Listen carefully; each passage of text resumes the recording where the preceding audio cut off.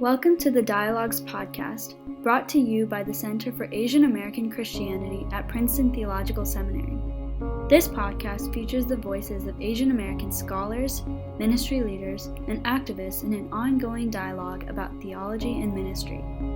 We provide Asian American ministry leaders with a forum for dialogue, support, and critical reflection on ministry by Asian Americans, especially in Asian American ecclesial contexts.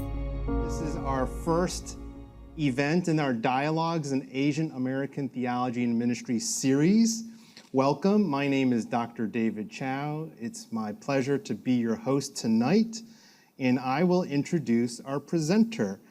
But first, a brief description of what this series of events is. The Dialogues in Asian American Theology and Ministry provides Asian American ministry leaders with a forum for dialogue, support, and critical reflection on ministry by Asian Americans, especially in Asian American ecclesial contexts.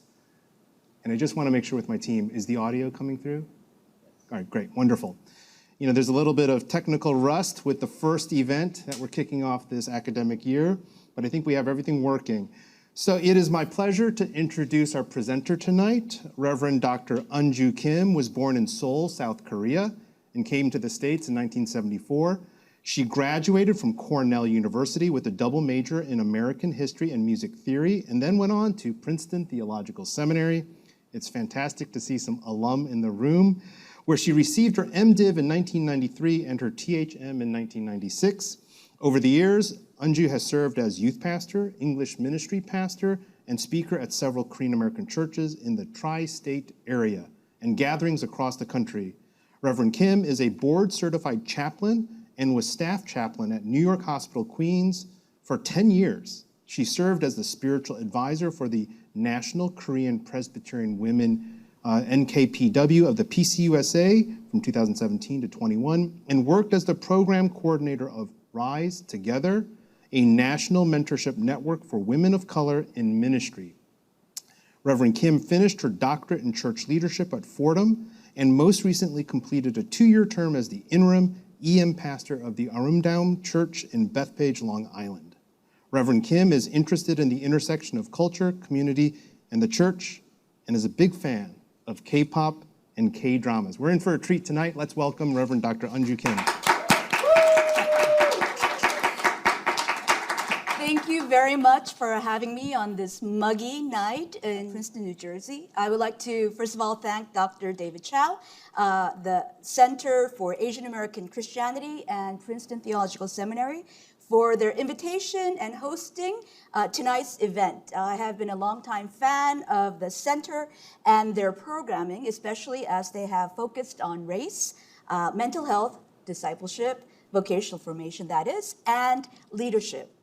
So I can't believe that I have this platform tonight to talk about one of my passions with folks here in person, here in Princeton, and online, watching from across the country. And this gave me an opportunity to reach back to my former youth folks from Hansung Presbyterian Church, KCPCQ, as well as Yale Presbyterian Church. I think some friends and colleagues from CAPCW, Clergywomen Gathering of the PCSA, Korean American Women, Cohen, NKPW, NCKPC, EM pastors, as well as the Queens YWCA. So I want to acknowledge all the people that have been a part of my community over the years. And if anybody's to blame for what I'm going to give you tonight, is all of them. So I would like to acknowledge them and thank them as well.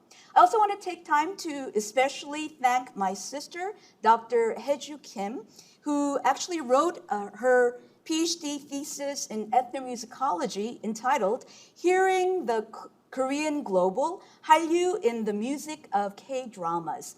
So she studied the music in Korean dramas, and she actually was one of the first people who taught Korean music more than a decade ago in Wesleyan, entitled From Kugak to K-pop.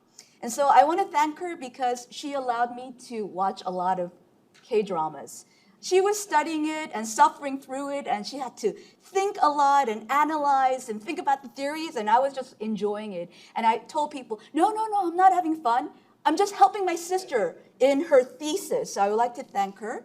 I would also like to thank one of my former students, Esther Park, and her cousin, Eun Kim, who have been my K-pop educators and suppliers, as well as my discussion partners over the years in K-pop.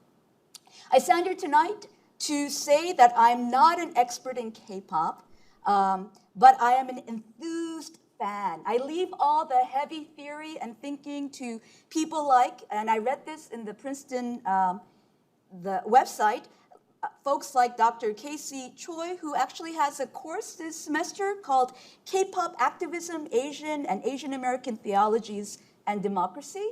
And I leave it to folks who have swam in theories like Dr. Eun Joo in Garrett Theological Seminary, who actually shared with me that she is an ARMY, a fan of BTS, and she has talked about BTS in her doctoral seminar entitled Decolonizing the Human. And I just recently found that there is a PhD person in ILIF, Eun Jin, who's working on body image through K-pop. So there are a lot of people doing really heavy duty work. I'm just here benefiting from their hard work and enjoying what I have been doing, that is being a very enthusiastic fan. Now, I guess I should start off by setting my context. I came to the United States in 1974. And if you know the history of Korean American immigration, I was part of the post-1965 Immigration Act immigrants. And so in Korean American immigration, there are three waves. The first wave took place in the beginning of the 1900s, where it was mostly men with a few women and children who went to Hawaii to work the sugarcane fields. And there are a lot of single men who went to work there, but later on there were also a lot of picture brides who came because the men realized that they couldn't go back to an occupied country, which was colonized by Japan at that time. And so that's the first wave of the Korean American wave of immigrants. The second wave took place around the time of the Korean War from 1950 to 1953 and beyond. And most of the people who came to the States were adoptees. There were a lot of war orphans and children who were left at the orphanage during the war. And so there were a lot of adoptees as well as military brides who came, as well as international students, and that's the second wave. I think the majority of the Korean Americans that you see here in this country came post-1965, the Immigration Act of 1965, and I came to the United States in 1974. So that sets me in context of my experience here as an immigrant and as a daughter of immigrants. And so at that time, if you can imagine, I grew up in Buffalo for a few months and then came down to New York City, Queens. I live in Whitestone, which is not too far from Flushing, Queens, where there are a lot of Asian Americans. But when I was growing up in the 1970s, you were just happy to see another Asian face. And you went up to them just to be close to them. These days, we have a lot of Asians in Flushing, so there are a lot of people trying to get away from the Asian Americans. But at that time, we were very excited and happy to see each other. And if you grew up in the 70s, and probably in the 80s as well, there were a lot of questions that people asked you. I had this question asked of me often. So, are you Chinese? No. Are you Japanese? No. And then a lot of them would scratch their head and say, then what are you? Because Korea was not a part of the options or thoughts of the answer that these people had. And so I grew up in a time where there weren't that many Asian Americans, and I thirsted to see people who looked like me on television. Like many immigrant children, I was a latchkey kid, and so we went home, and part of my education of American culture was from popular culture, television. And I watched a lot of television. I knew what time and day it was by what show was playing on television. Tuesdays, 8 o'clock, ABC, Happy Days. And then following that, Laverne and Shirley, right? So there are a whole bunch of television shows that raised me and helped me to understand American culture and also where I learned English. But I was really thirsting to see people who look like me on television, as well as the media. And so we had to do with MASH, which was a show about the Korean War, but actually was really about the Vietnam War. I was very excited to see in the 70s there was a group called Pink Ladies. I don't know if you remember, there were two Japanese women who were in a singing duo in the 1970s. So I was really happy to see them. We had a Korean-American comedian named Johnny Yoon, and he told a lot of jokes. He came out on Johnny Carson. And I was so happy to see Arnold in Happy Days, Mr. Arnold in Happy Days. And so I kept looking for them, but little did I know that actually there were quite a few Asian Americans in media in American history. Who here has heard of Anna May Wong? Anybody? Yes. She was in over 60 movies, and she was the first Chinese American film star in Hollywood. She was born in LA. Her grandfather came to the United States in 1850s. How about Philip Ahn? Anybody? Korean American actor, was in over 180 films and had TV credits that were close to 200 appearances. There was also, recently as we found out, James Hong, who was part of Everything Everywhere All at Once, and he has been a character actor in many different television shows as well as movies. Here's another person, Sesue Hayakawa. Anybody? He was a Japanese-American silent film star, and he was one of Hollywood's first male sex symbols.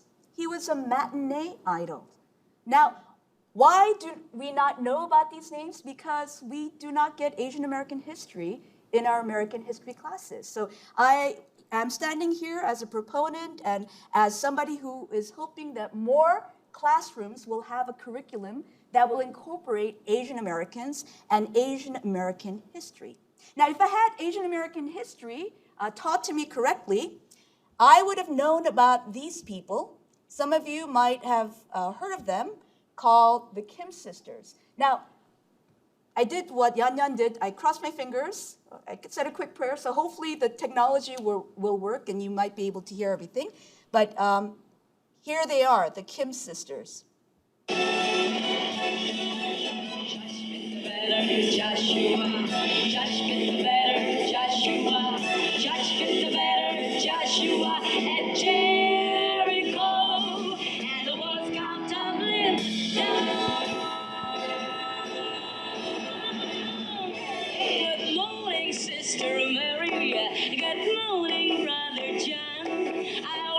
Stop and talk with you and tell you how I came along. I know you heard about Joshua. He was the son of Nun. He never stopped his work until his work was done. Just with the battle of Jericho, Jericho, Jericho.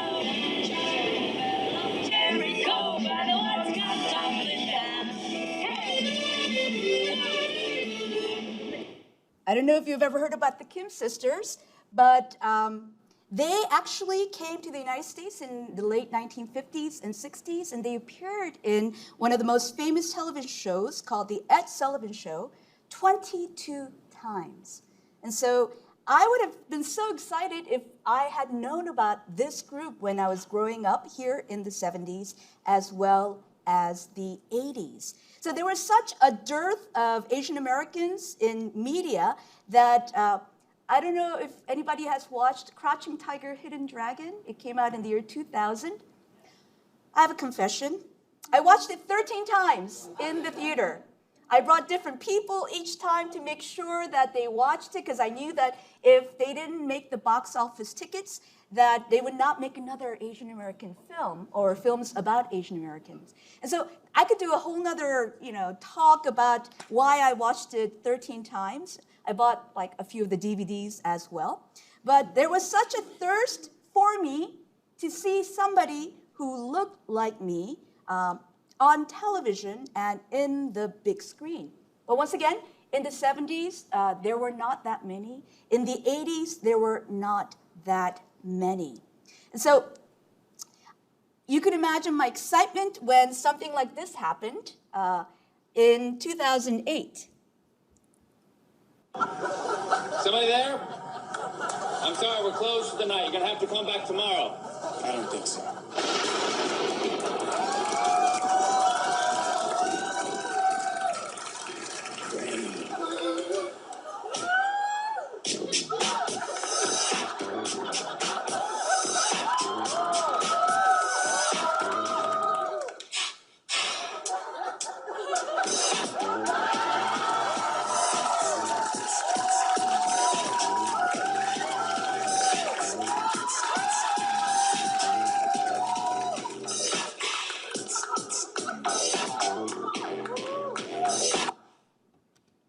So this was Rain in a dance battle with Stephen Colbert when he was still on the Colbert Report.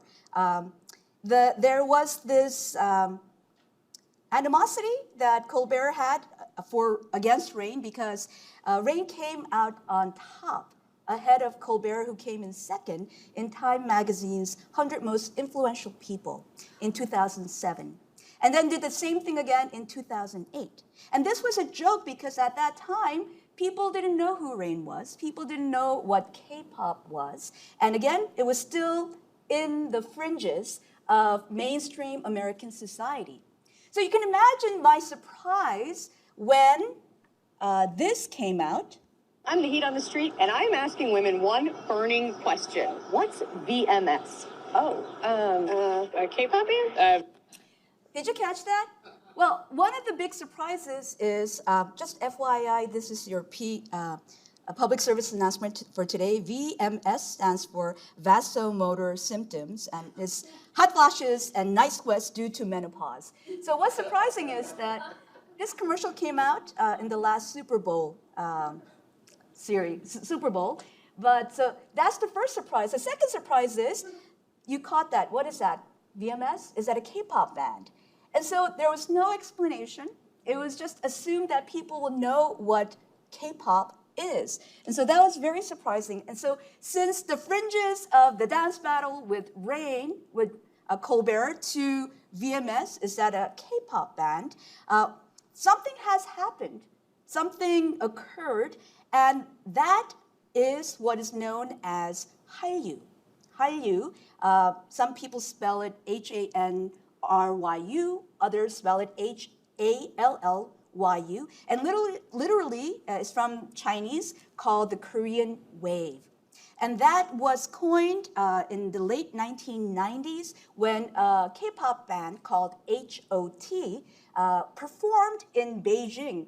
And so they were describing this. And so as Hallyu started to be coined and recognized and began to expand throughout the Asian countries and beyond, Korean music also started expanding as well. So in Korea, Korean popular music was called gayo. They didn't have to call it Korean pop because it was in Korea. But as Korean music started gaining traction and popularity, it began to be called Korean pop, or K-pop for short. And so Hallyu is the expansion of Korean cultural content, Korean culture, if you will, beyond the borders of the country called South Korea. There was this aha moment when folks realized that Jurassic Park, the movie, made more money than all the Hyundai cars that were sold at that particular year. And so they realized the power of exporting culture, and this became more of a thing that started to happen organically as well as deliberately. And so you'll see the growth of Hallyu over the years, not only in music, which I'll talk about a bit later, but in dramas, Korean dramas. Korean dramas have gotten really big over the years, but there was a time when there were seasonal dramas, Korean dramas called the Endless Love Series, Autumn in My Heart, 가을 동화, or winter sonata, 겨울 연가, or summer scent, 여름 향기, or spring waltz, 봄의 월스. And so these were, depending on who you talk to, kind of sappy, romantic, emotional dramas that were really consumed voraciously by neighboring Asian countries. But these dramas started gaining more popularity in different parts of the world. And so some of the most famous dramas that people might or might not have heard of include 모래시계, Hourglass. That was the time where there were no taxis or cars. You couldn't catch a taxi in Korea because of the popularity of this drama. My name is Kim Samsun. 내 이름은 Kim Samsun was also very popular. I think it had up to like 45% of the viewership in Korea at that time. One of my favorites is 대장금, Jewel in the Palace. It's like a long series, 54 episodes, I think over an hour episode long, each of them. But I remember even my uncle watched it, and I remember asking my young cousin at that time, "What's your dad doing?" He said, "He's watching some cooking show." So it's not only about cooking, but it's about a court cook who became a doctor to the king. And so 대장금 was one of my favorites. But as the years went by, and with the growth of OTTs like Netflix, I think it's not uncommon for people to ask each other, what are you watching these days? And so if you have Netflix, I'm sure you have heard of Kingdom or Hospital Playlist, or something that was really big was Squid Game, as well as The Glory. I think Disney Plus wants to get in on it. So one thing that was really popular recently was called Moving. And so Korean dramas have become very popular. I think the pandemic helped in promoting and spreading access to international content. So dramas became really big. But I'm sure there's some people here in the room as well as online who remember going to the video stores and renting out boxes and boxes of VHS tapes to watch throughout the weekend or throughout the night. So dramas started to add to the growth of the Hallyu Korean wave. Then there were movies. A lot of the movies dealt with the division between South and North Korea, which is a very essential psyche of many Koreans even till today. And so we had movies like Joint Security Area, as well as Shiri. Old Boy caught international attention in the Cannes Film Festival, as well as movies like Train to Busan. And then in year 2020, we had the Oscar-winning Parasite. Now, when I like something, I got to make sure everybody else at least tries it or likes it. And so I remember when Parasite won the Oscar, you don't know how many texts and emails I got congratulating me. And I'm like, I didn't have anything to do with it. Maybe a little, in just making sure that everybody watched it at least once. And so, and then later on, we had a Korean-American film, Minari, that came out as well. So I think in the realm of dramas, we see the expansion of Korean content. In the realm of movies, we see also the growth and recognition of cinema. And also in the area of music, we see the beginning of appreciation and excitement for what Korea has been producing. Prior to the explosion of K-pop, we had mostly ballads and songs that your grandparents would listen to called trot. And they would usually have all these music shows that would showcase all these artists singing. And music, for those of us living in the United States, were through the VHS tapes that had about the Korean music shows, or through, I don't know if folks still here remember cassette tapes. There are some of us who grew up with 8-track tapes, but that's how music was spreading and shared at that time. But we come to 1992, and this happened.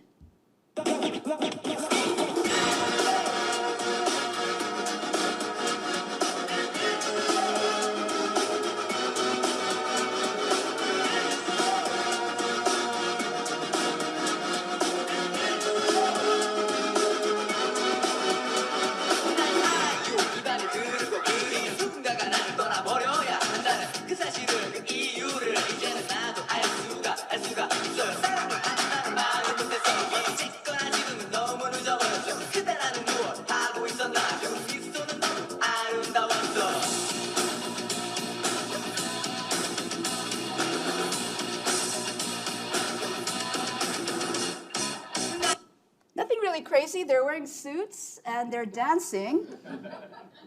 But this was very shocking for a lot of Koreans at that time who were used to ballads and trot.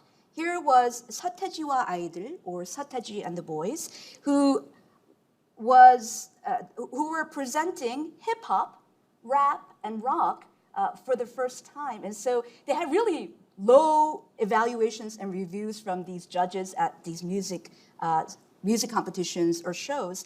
But they can be the milestone by which we could say pre-서태지 and the boys and post-서태지 and the boys. They debuted in 1992. And when I graduated seminary in 93, I went to Korea for about 9 months. You could hear this song everywhere. Subway, shops, restaurants. I work with youth group folks who were born in the United States, but it didn't matter. They still knew the lyrics. I still remember. 난 알아요. 이 밤이 흐르고 누군가가 나를 떠나버려야 한다는 그 사실을 그 이유를 이제는 나도 알 수가 있어요. I'm not doing it in rhythm, but even folks, second-gen kids who were born here, they started memorizing the lyrics and they started participating and wanting to know more about Korean music, Korean hip-hop. So what they did was to bring in hip-hop, and later on, Korean bands and groups started incorporating more R&B. And so I am a fan of 1990s music.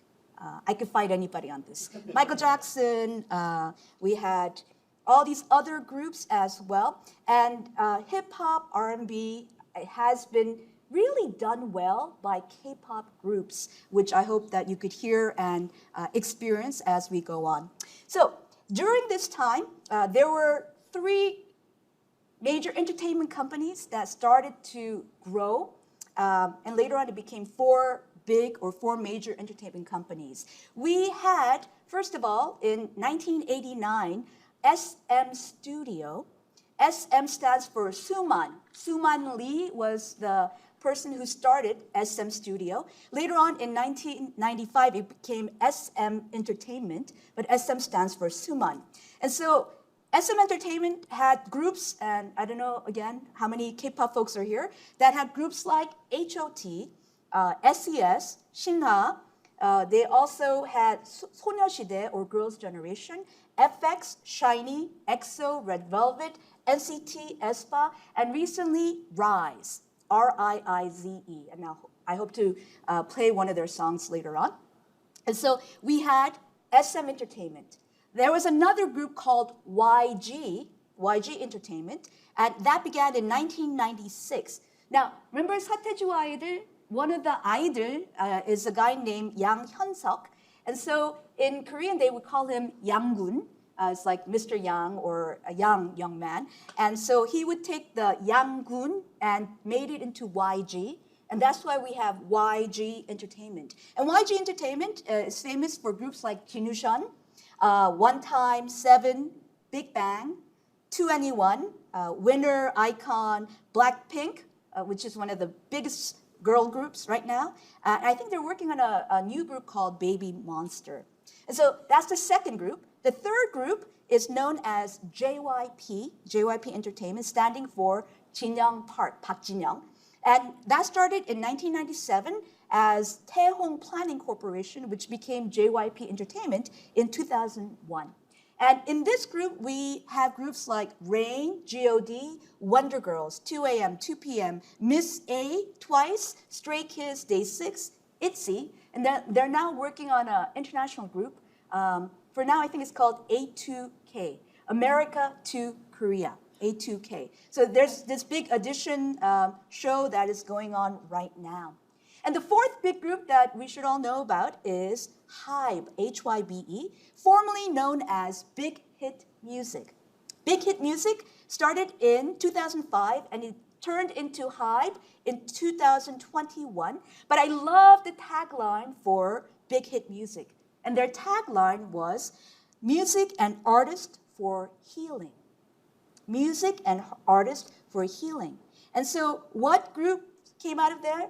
Of course, BTS, which I'll talk about later, but TXT, They also merged with other companies, and now they have 17 and Zico and Le Seraphim and New Jeans, which is an affiliated group, or I guess production company, Adore, that has New Jeans. And so the four major entertainment companies that produce these K-pop stars and groups are SM, there's no quiz, don't worry about it, but SM Entertainment, YG Entertainment, JYP Entertainment, as well as HYBE.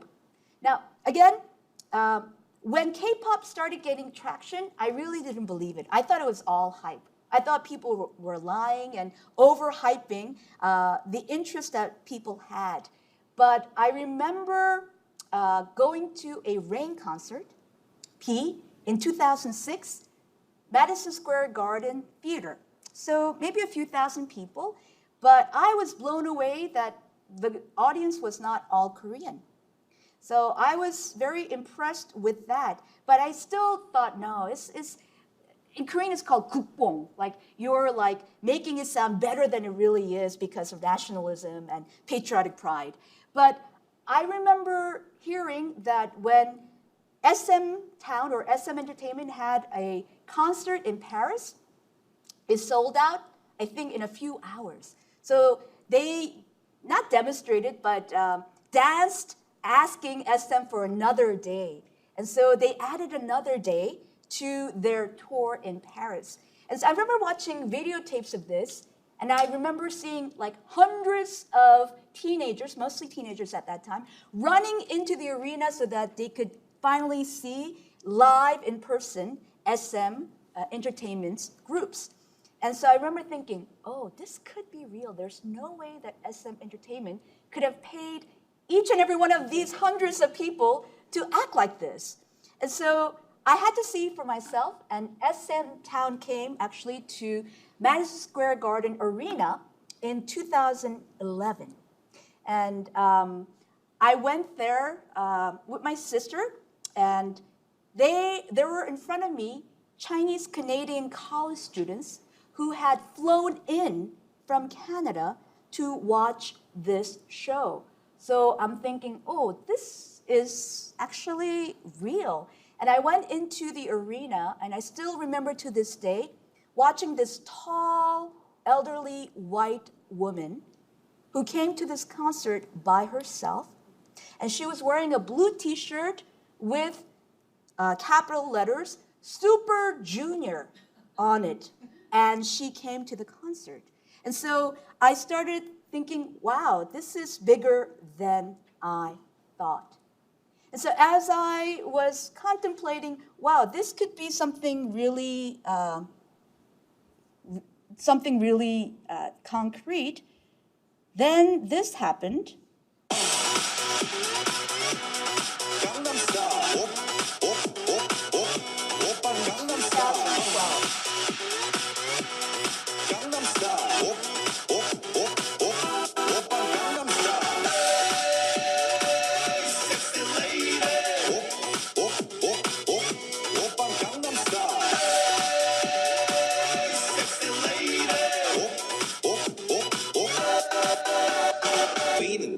So now you're going to have that song in your head for the rest of the night.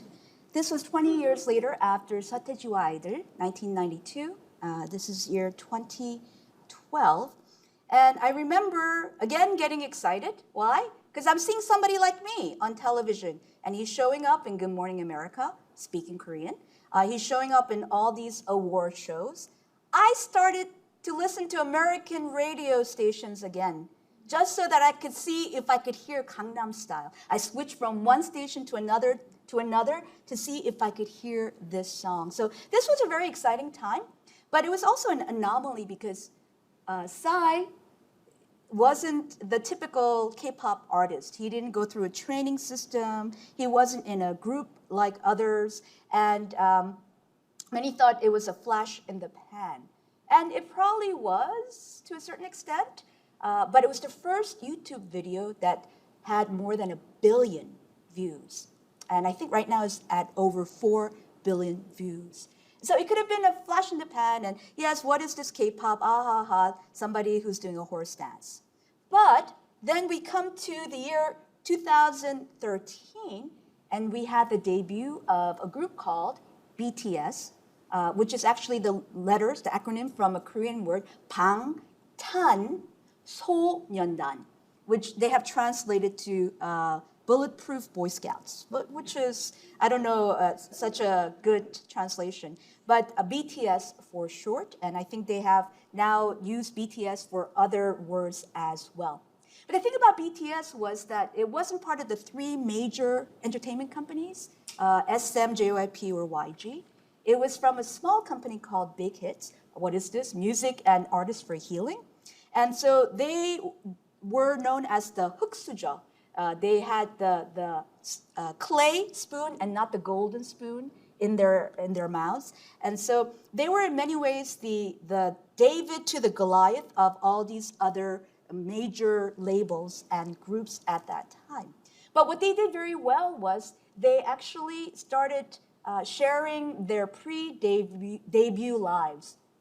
They started sharing what they were practicing, the difficulties that they had, the anticipation for their debut. And so this is true not only for BTS, mostly for BTS, but for a lot of K-pop, is that one of the things that I think the church can learn from K-pop is that it's so accessible. It was very serendipitous that K-pop's rise happened when YouTube came into being in the year 2005. Now, I'd like to thank Stephen Lee and Thomas Kwon, former EM members of Yale Church, who sat me down once at a diner and said, 전도사님, you should know about this thing called YouTube. I said, oh, okay. And so it was very timely. And I think what K-pop did very well was, from what I hear of different articles and what people have said, is that whereas, let's say, J-pop, Japanese pop music, it was very hard to find their stuff on YouTube, or they didn't really release it as openly as these K-pop bands did. And so K-pop was so accessible that not only folks in Korea, but now people around the world could just click. And then you go into a rabbit hole. So you click some more and click some more and click some more, and now it's like 3 a.m. in the morning, right? So I think accessibility was a big thing. And for BTS, they actually they had a lot of content that they shared. And they had their competitions and sporting events, and K-pop at that time had all the different idol groups have sporting competitions and end-of-the-year performances, and a whole ton of content that was coming out, not only from BTS, but also from all these K-pop groups. And I think one of the things I was so excited about, that again, the church could learn from BTS and K-pop, is the importance of representation. Growing up as an immigrant, child of immigrants, I wanted to see myself in mainstream America, but I did not. My last name is Kim. I was so excited when I saw another Kim in the Bible, Eliakim. And there was another Kim in the Bible, King Jehoiakim, right? And I was very excited because Zacchaeus was short. And I'm like, I'm short. So when I see myself in the Bible, then I think I will engage with Scripture more. I engage with Scripture because it's not about perfect people, but it's about sinners like me. And when I see that there are people like me, then I could see myself in that particular situation. So for Koreans and Korean Americans, Chano Park, Park Chano was a major figure. Pitcher for LA Dodgers. Park Se-ri, around that same time, was a major figure as well. They have what's called the Se-ri's kids, right? So people started thinking, I too can play golf and play at the major level. I too can play baseball in the major leagues. I have a friend, Pastor Irene Park Lee. I remember thinking, wow, what a wonderful church she grew up in. She was a youth elder in her church at the age of 17 or 18. She represented the youth, which made the youth people think like, hey, I could be a part of the session. Of course, she didn't vote on legal things that adults had to vote on, but she was the voice of her youth group in the session. And so for immigrants who have been given only limited narrow options for a future career, doctor, lawyer, engineer. It was an opportunity for folks like my students, youth group students, to think like, I could be a singer too. I could be a dancer. I could be an artist. I can be a performer. And so I think seeing them helped me in my need for representation.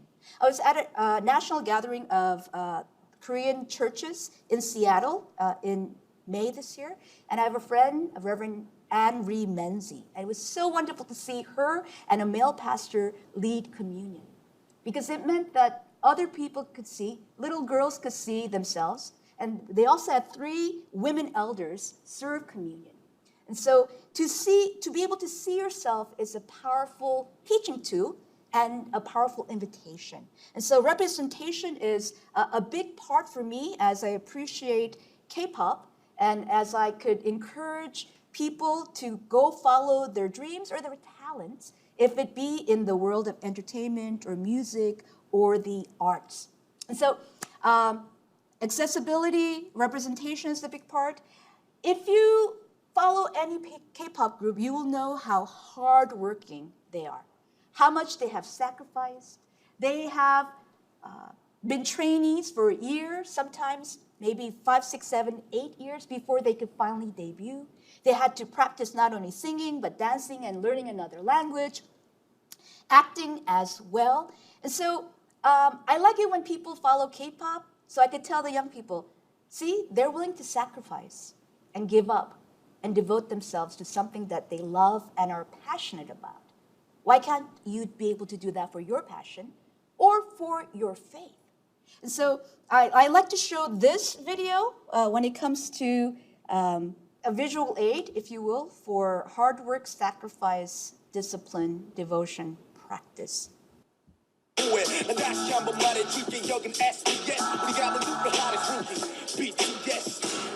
now for my next number, return to the classic.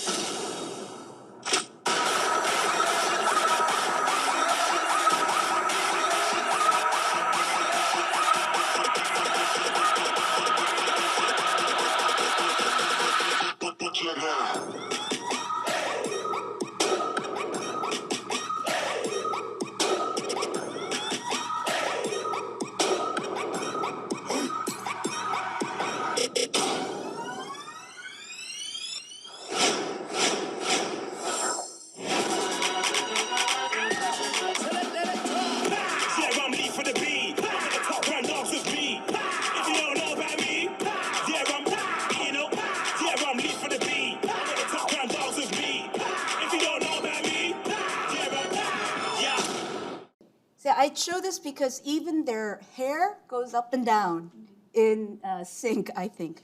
The amount of practice and sacrifice that they put into something because they want to debut is just seen in something like this. And so accessibility, representation, hard work, sacrifice. If you go to any K-pop event, there is such a welcome and acceptance. There's a very low bar. You like BTS? I like BTS. Let's be friends.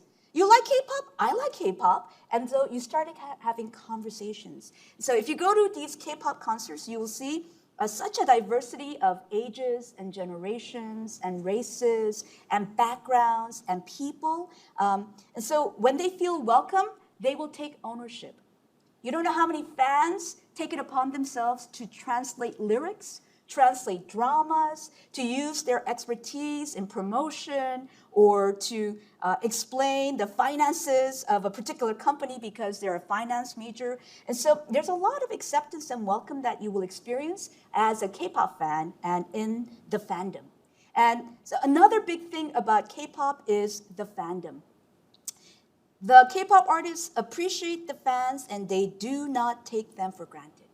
They give them space to participate and show their passion. If you're on YouTube, you'll see a lot of them do cover dances or reaction to a video, or they will review a video or an album, or they will do something called the random dance play. And this is something that happens at different places. I don't know if you've ever seen something like this, but this is at Korean.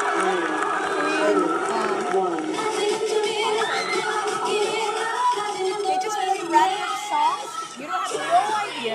what's going to come on. But they know the moves. And they'll do and come together as a group and perform like this. They've never practiced like this together.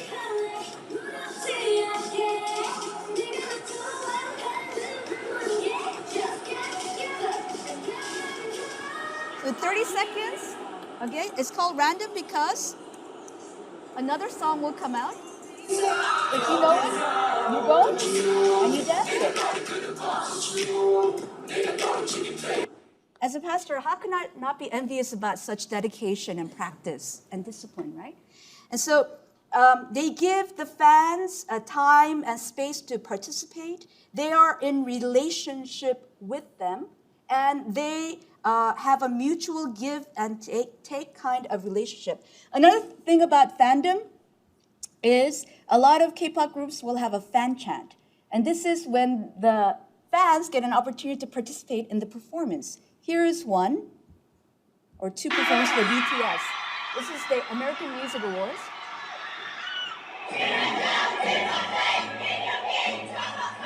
In rhythm, they call out the names of the BTS members. Mostly non-Koreans.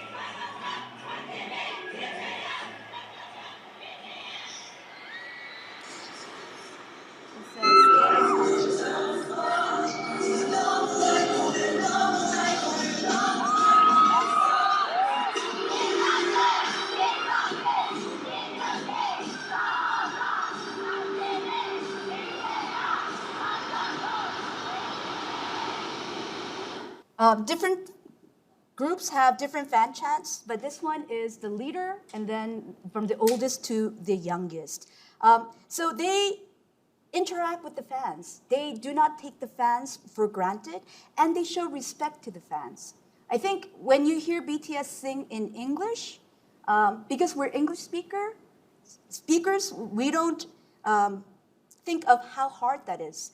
But that's their respect to the English speakers. At a concert, they will struggle with the English, and sometimes you're like, no, just speak Korean, it's okay.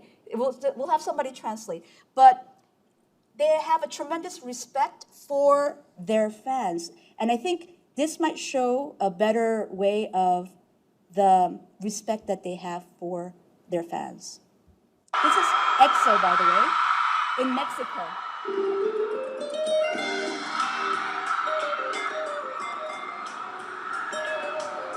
They're singing a classic in Mexico.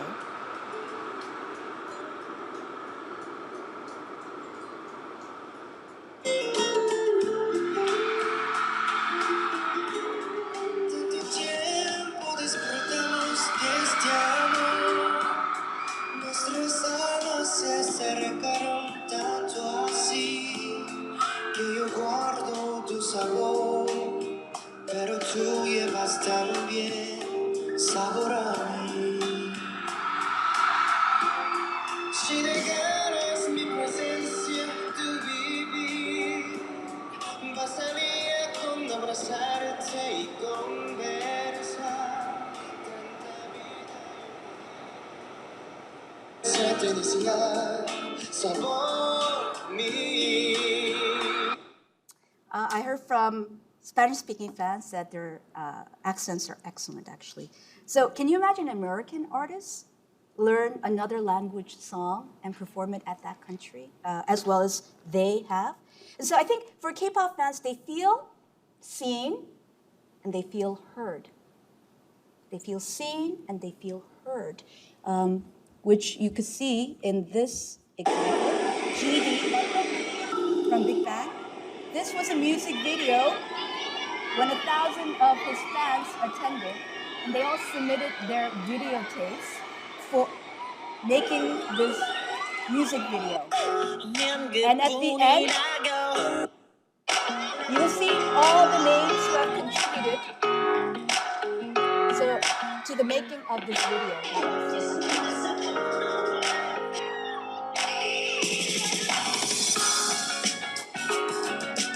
So the fans feel heard and seen. There is a sense of communication that takes place. They used the technology very well, something like VLive, where they talk after big events. For BTS, I think they broke boundaries in many ways by talking about mental health, social issues, youth problems, saying to people, love yourself, and showing honesty and vulnerability. They were the first Korean group to get nominated for a Grammy for their song Dynamite in the year 2021. They kept dangling BTS during Grammys, so I had to wait until the end to see that they didn't win. So they didn't win, but they came to this live talk with their fans.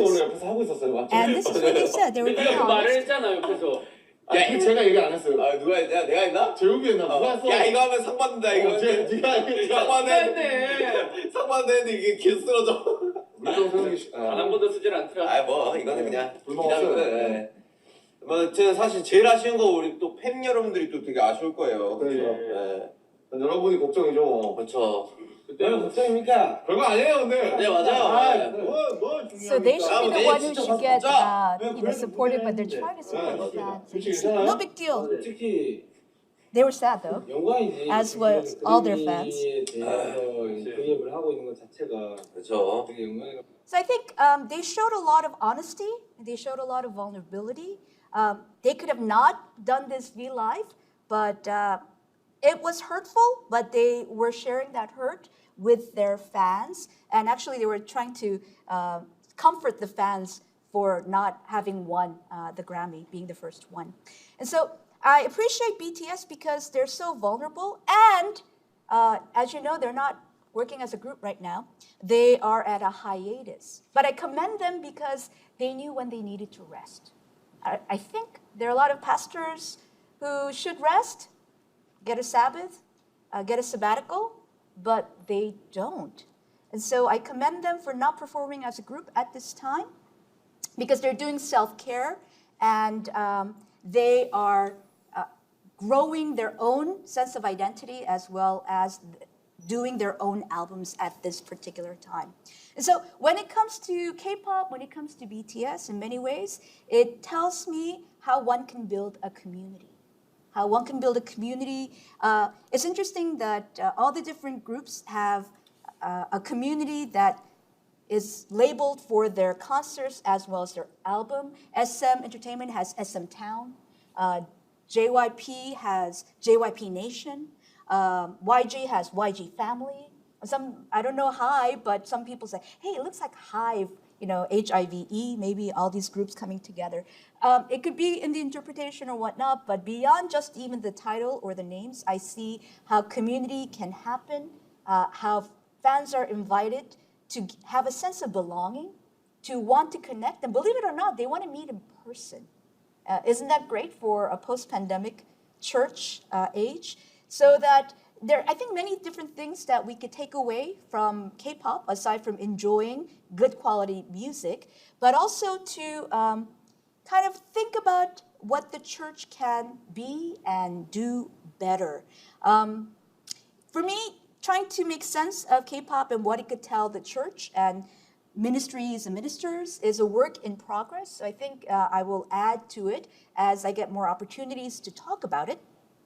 But I think there are many things that we as a church can learn, again, to be as welcoming and accepting, to make sure that different groups are represented, especially in the decision-making when it comes to youth groups and English ministries and young adults, to be frank about, hey, there's a lot of hard work and sacrifice and devotion involved in this narrow road called a faith journey.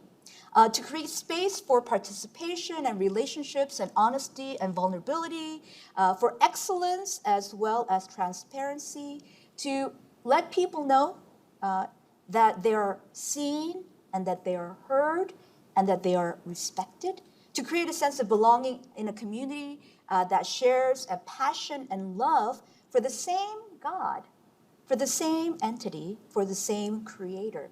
And so there are many people who say that church is in a decline. What are we going to do? And maybe to a certain extent it might be, but I hope that we can still have hope, as this song says.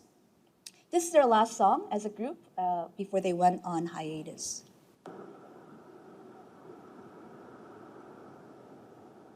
Was it honestly the best? Cause I just wanna see the next. 부지런히 지나온 어제들 속에 참 아름답게. Yeah, the past was honestly the best.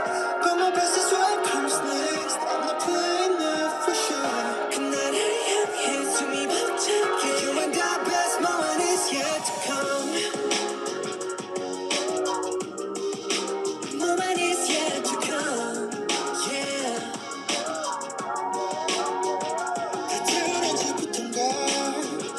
So I know online there are a lot of my former students, and some of them are active at church, some of them are not active at church, some of them do not go to church. But I like to challenge not only them, but every one of us that, yeah, you know, the church can do better. And we could look back and become, in Korean, what's called the latte people. Back in my day, church was so much better. But I think we could have hope, saying the best is yet to come. And I would like to challenge the different folks in whatever areas you might be in your respective churches, that we should become the church that you want to be a part of. To be a church that creates space for folks to be seen and heard and respected, to communicate, to have honesty and vulnerability, to create community with a sense of passion and delight and enjoyment, because we were created to glorify God and to enjoy Him forever. And so I hope that the church can be a place and space for all of us to be able to do that and to have the hope that the best is yet to come. Thank you. Thank you for listening to the Dialogues podcast. The Center for Asian American Christianity invites you to join our ongoing conversation on Asian American identity, faith, theology, and ministry through the Dialogues magazine, the Dialogues in Asian American Theology and Ministry Public Gatherings, the annual Mental Health Conference, and the annual Asian American Theology Conference. You can find more information and sign up for our newsletter at caac.ptsam.edu.